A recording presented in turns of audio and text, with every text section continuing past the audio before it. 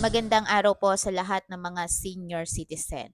Ang gandang balita po nito para po sa ating mga senior citizen sa lugar po ng lungsod ng Maynila. Alam niyo po ba na ang dating 500 pesos na natatanggap na local pension ng mga senior citizen sa lugar na ito ay magiging dublado na?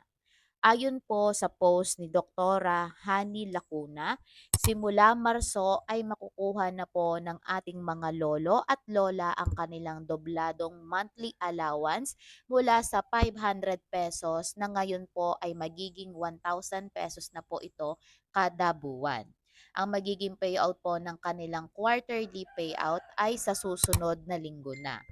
Mapapasana all na lang talaga. Disclaimer po, hindi po ito fake news o gawa-gawa lang.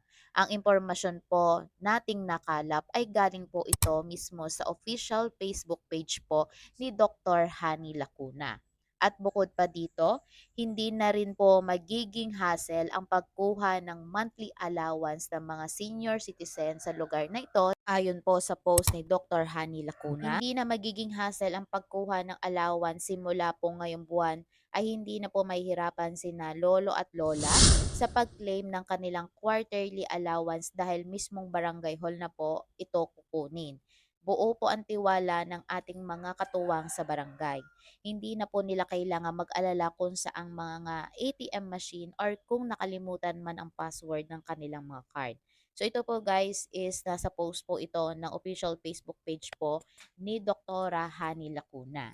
And ayon din po dito guys, 9 days to go, ang senior citizen allowance ay doblado na payout po nito. So makukuha po ninyo ang inyong payout to barangay hall na po ito. And meron din po kayong makukuha na 3 months supply of maintenance medicine pa para sa lugar ng lungsod ng Maynila para po ito sa mga senior citizen. Sana lahat ng lungsod o lugar ay may ganito para sa ating mga senior citizen para po lahat ay nabibigyan. Thank you po sa panonood. Naway nakatulong po ang video na ito para sa ating mga senior citizen. So don't forget to subscribe for more update.